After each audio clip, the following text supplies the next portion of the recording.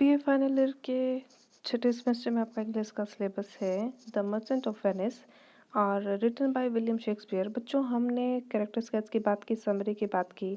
अब हम last question हम डिस्कस कर रहे हैं। इसको रैंडम आप रिवीजन भी कह सकते हैं और एक फाइनल टच हम कह सकते हैं। अपने क्वेश्चन की सीरीज को हम कर रहे हैं। इसमें अगर फीमेल कैरेक्टर की बात की जाए तो एक था आपका पोर्शिया, एक थी आपकी जेसिका, एक थी आपकी नेरिसा।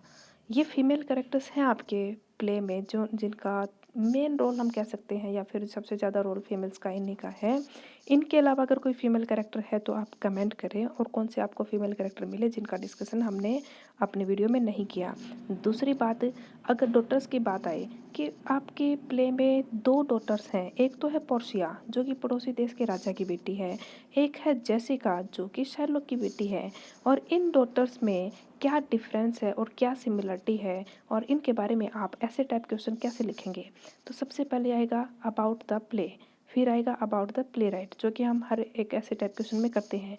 लास्ट में हम लिखते हैं कंक्लूजन और बीच में हम क्वेश्चन का बॉडी पार्ट लिखेंगे। और बच्चों, उस क्वेश्चन में हम डॉटर्स का जब जिक्र करेंगे तो लिख सबसे पहले बात आएगी पोर्शिया की और उसके बाद आएगी जेसिका की। पोर्शिया के बारे में लिखेंगे पड़ोसी देश के राजा की बेटी थी और पोर्शिया की शादी के बारे में जो थ्री कास्केट का कॉन्सेप्ट था, उसके पिताजी की विल थी, वो छोड़ के गए थे ऐसा कॉन्सेप्ट। और उसके बाद बसेनियो एक सही बक्से का चुनाव करता है और उसके बाद पोर्शिया और बसेनियो की शादी हो जाती है। पोर्शिया ने जब बसेनियो को फर्स्ट टाइम देखा था तो पोर्शिया की जो फ्रेंड कम मेड सर्वेंट है या फिर मेड सर्वेंट कम फ्रेंड है, उसने बसनियों को देखकर कहा कि पोर्शिया को बताया कि मुझे लगता है सबसे बेस्ट सिलेक्शन तुम्हारे लिए बसनियो ही है। और उससे पहले नरिसा ने पोर्शिया के पूछने पर जितने भी स्वयंवर में आए हुए अलग अलग देशों के राजकुमार या फिर राजा थे उनके बारे में डिटेल में बताया था और उनकी आदतों के बारे में भी बताया कि कौन घोड़ों का शौकीन है, कौन शराब का शौकीन है, कौन अपने चाचा के साथ आया है एंड ऑल। इस प्रकार की बातें उन्होंने उन सभी के बारे में डिस्कस की थी। अब पोर्शिया कहती है बसानियों को, I like you so much, मुझे तुम बहुत पसंद हो। I like you so much that want I feel like telling you about the right casket, कि मुझे मेरा मन करता है तुम्हें सही बक्से के बारे में बताऊं, but I am loyal to my late father, मैं अपने स्वर्गवासी पिता के प्रति लॉयल हूँ और मैं उनके विल के खिलाफ नहीं जाऊँगी, इसलिए मैं तुम्हें सही बक्से के बारे में खुद नहीं बताऊँगी। और जैसा कि एक ईमानदार इंसानों की तरह तुम्हें खुद उसका सिलेक्शन करना पड़ेगा। दूसरी बेटी आती है जेसिका। जेसिका के बारे में न्यूट्रल सी बातें हम लिखेंगे जो हमने एक ऑब्जर्वेशन में हमने सीखा कि जेसिका के पिताजी हमेशा पैसा कमाने में बिजी रहते थे। जेसिका की लाइफ में कोई फ्रेंड्स, कोई एडवेंचर नहीं था। She was a good girl, she was a good person, polite थी, अच्छी थी, हंसमुख थी और बुद्धिमान थी। लेकिन उसकी पर्सनल लाइफ में, जैसे कि हमने इस गाने में पढ़ा, उसकी माता जी नहीं थी और उसके फैमिली में सिर्फ पिताजी और वो थे। उनकी उसकी लाइफ में एक अकेलापन, खालीपन था और उन फादर डॉटर के बीच में अच्छी बॉन्डिंग ना होने की वजह से जेसिका अपने पर्सनली अपने लेवल पर ही जाकर एक आ, सही सही फैसला नहीं कर पाती और वह एंटोनियो के ही किसी दोस्त के साथ अपना वेडिंग प्लान करती है और अपने पिता को बताए बिना ही जेसिका क्या करती है, घर से चली जाती है। तो इस प्रकार हम देख सकते हैं कि जेसिका अपने जीते जी पिता के प्रति लॉयल नहीं थी लेकिन पोर्शिया लॉयल थी।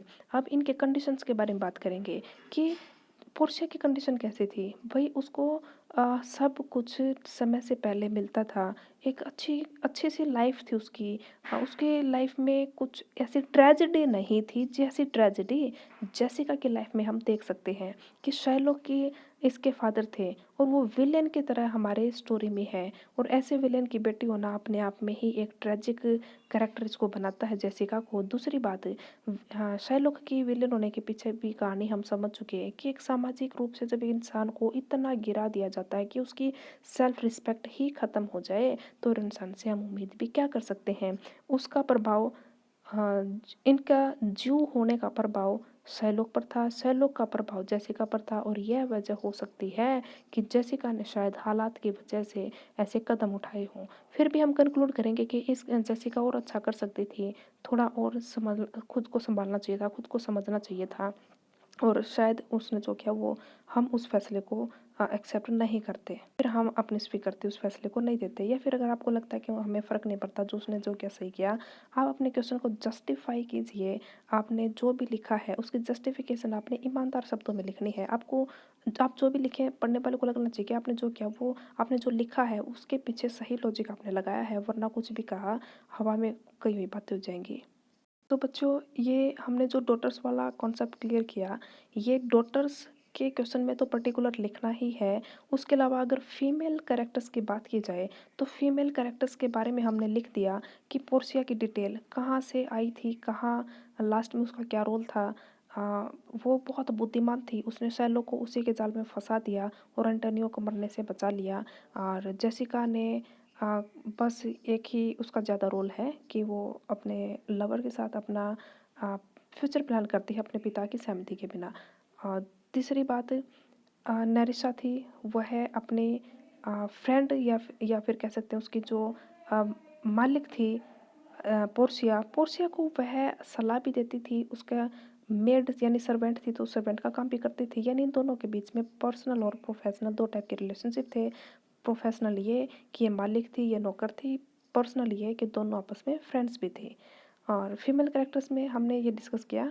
अब पोर्शिया के कैरेक्टर स्केच की बात आई या समरी की बात आई या फीमेल कैरेक्टर की बात आई, यानी जहाँ पे भी पोर्शिया का जिक्र है ना, तो हम लिखेंगे कि कैसे उसने थ्री विल में जो सॉरी थ्री कास्केट था उसके फादर की विल थी उसमें अपने आप को लॉयल प्रूव किया और कैसे उसने बसानियों के दोस्त की हेल्प की और कैसे उसने मजाक में बसानियों को कहा था, पोर्शिया ने बसानियों को कहा था कि ये अंगूठी अपने पास रखना, अगर तुमने इसको गुम कर दिया तो मैं मानूंगी तुमने मुझे भुला दिया।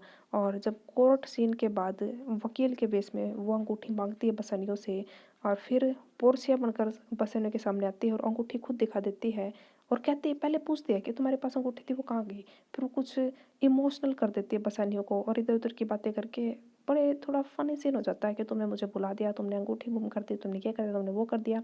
अब फिर दिखाती है लास्ट में अपनी अंगूठी खुद के पास होती है और वो कहती है ये देखो अंगूठी, और फिर बताती है कि वो वकील मैं ही थी। जो ये क्वेश्चन हमने जो डिस्कस किया आज, वो हम फीमेल कैरेक्टर्स के बारे में बात आई तब लिख सकते हैं और डॉक्टर्स की बात आए तब नैरिसा का जिक्र नहीं करना है क्योंकि इसके फादर की बात नहीं हो रही, लेकिन थी तो डॉक्टर ही सही। फिर इसका एक दो लाइन में आप लिख सकते हो कि है तो नैरिसा भी फीमेल कैरेक्टर, लेकिन ये थी तो डॉक्टर, लेकिन इसके बारे में बताया नहीं गया कि उसकी फैमिली कहाँ से थी, फादर कौन थे, इसलिए डॉक्टर के में सही फिट नहीं बैठती, तो मेनली दो कैरेक्टर ही हैं। तो ये क्वेश्चन हम पेपर में लिख सकते हैं। एक ही क्वेश्चन रह गया कपल्स का, वो हम नेक्स्ट वीडियो में करेंगे और वो शायद लास्ट वीडियो होगी हमारी इस सीरीज़ में। बाद जो वीडियो बनेगी अगर किसी का डाउट है तो आप बताएं, वरना उसके बाद हमारा कोई कॉन्सेप्ट रहता नहीं है।